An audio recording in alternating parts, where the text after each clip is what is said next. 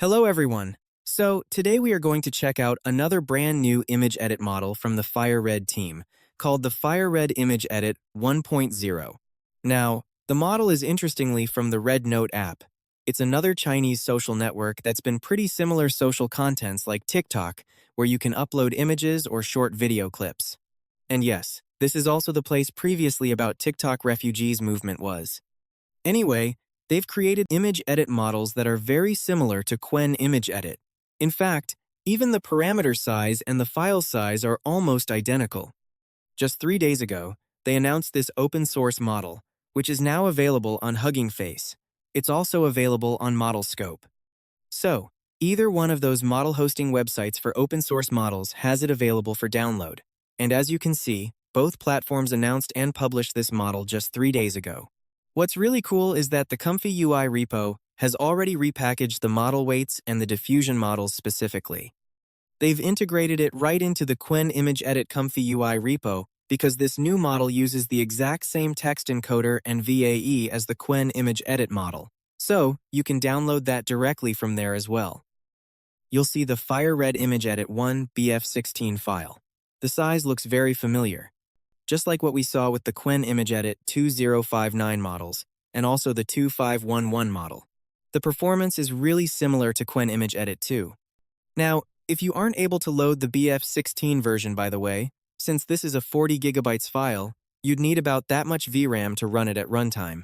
You can also try the lower size models. I found out on Hugging Face that there are FP8 models for this as well. So, you have the old format for FP8 models, and also the FP8 mixed models specifically for ComfyUI.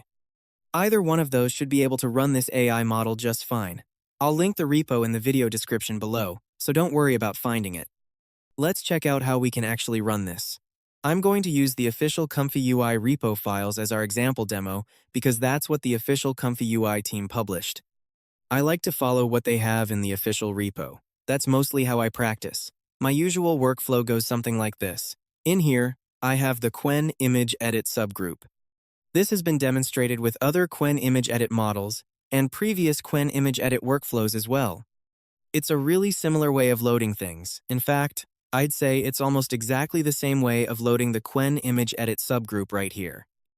You can see the Load Diffusion model node. This is where we choose the different models. In here, I've downloaded the FireRed Image Edit 1BF16. Again, you just go to your Models folder, then the Diffusion subfolder. That's the place where you put it, and you'll see a lot of things that will be able to run as well. But in this workflow, of course, we are particularly going to use FireRed for the image edit task. So, let's load this one first for this group. Next, we have the LoRA loader in here. As you can see, I've loaded the Qwen Image Edit 2015 Lightning 4 Steps LoRA. So basically, the text prompts here will handle up to 3 input images. However, I am going to use 2 images for now, just to play it safe with this image edit model, because there's very limited information talked about regarding this model so far. So, let's try 2 images first and see how this model actually performs, and then we're going to push it further. Maybe we'll encounter some errors or some bad performance, but hey, that's how we test the limits of a model, right? The second group in here is the Z Image Turbo for the second pass. I just have a very basic Z Image Turbo here. You can use either a LoRA for detailed skin enhancement or just push for realism styles, etc. Whichever image turbo settings you prefer, that's fine in here as well. These subgroups are most likely used for realism styles. Well, you can just type a very general text prompt in here to enhance that for image-to-image generation. As you can see, I have an image pass that scales up 1.5 times and brings this into the subgroup.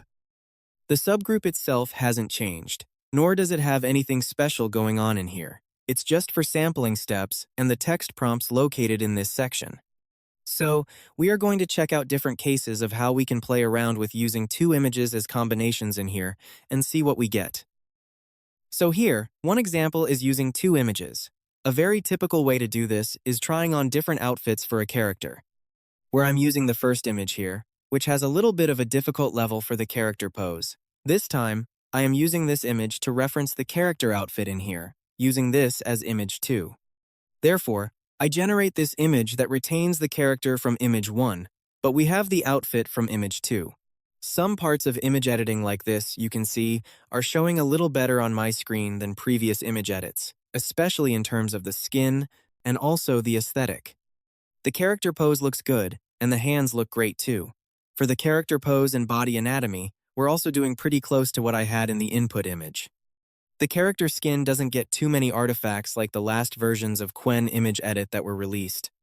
So it seems like they've done a little improvement from Qwen Image Edit, and now we have this FireRed Image Edit 1.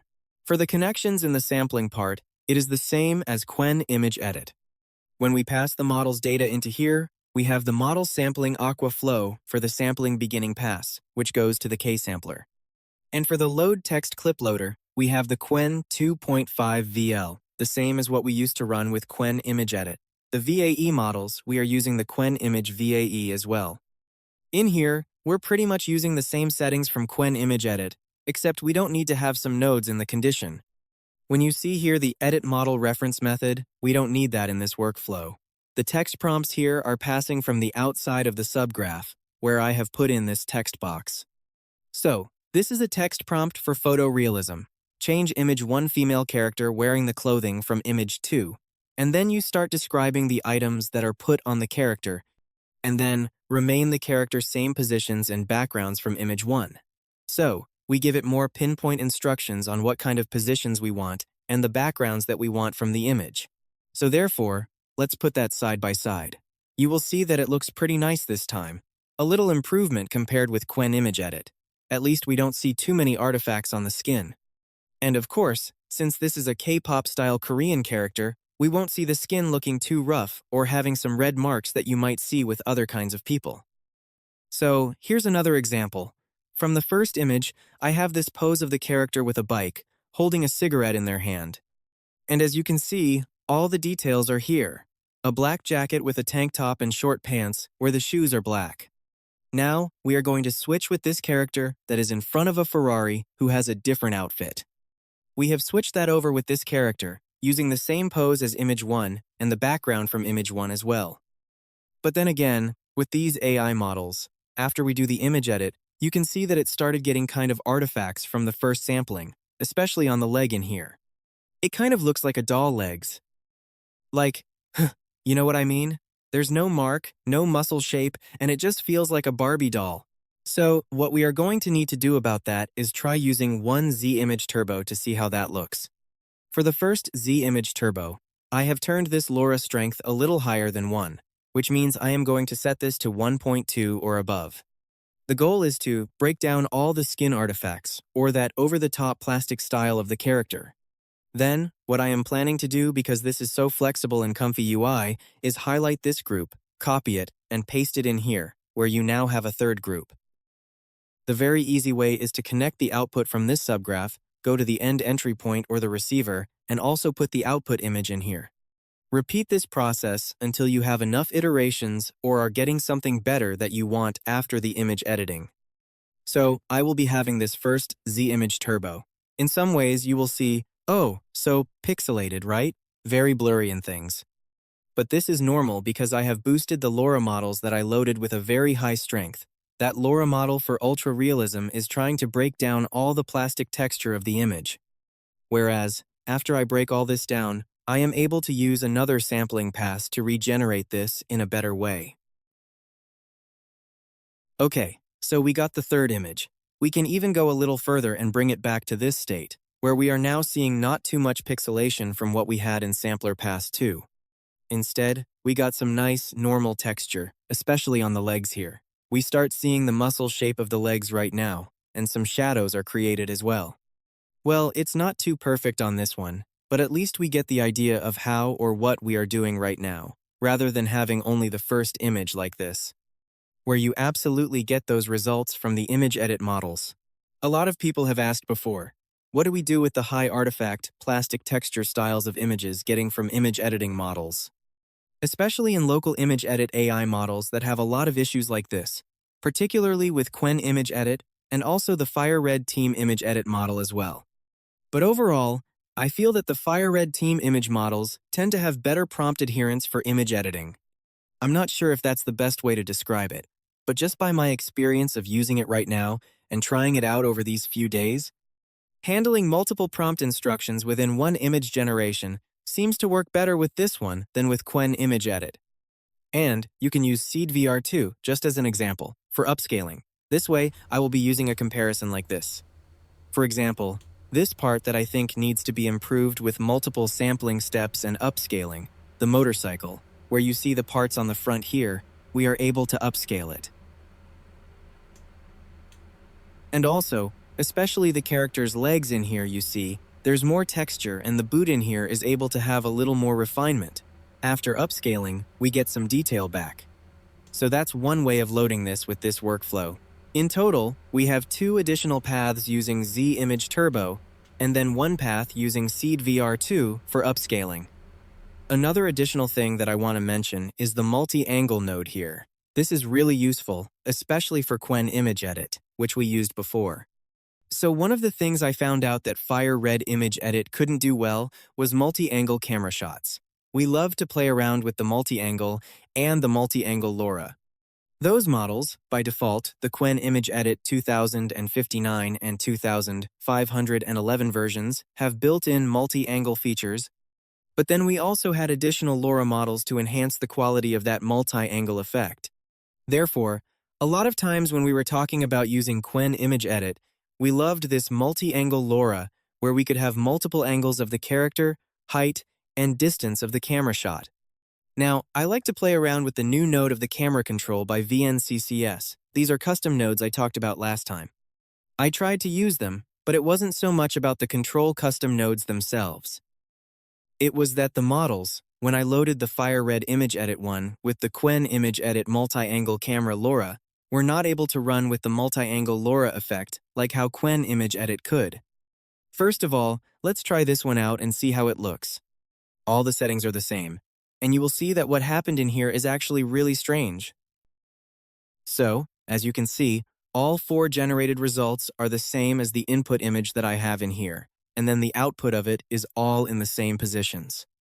So, to be clear, the FireRed team models are not compatible with the multi-angle LoRA at this time.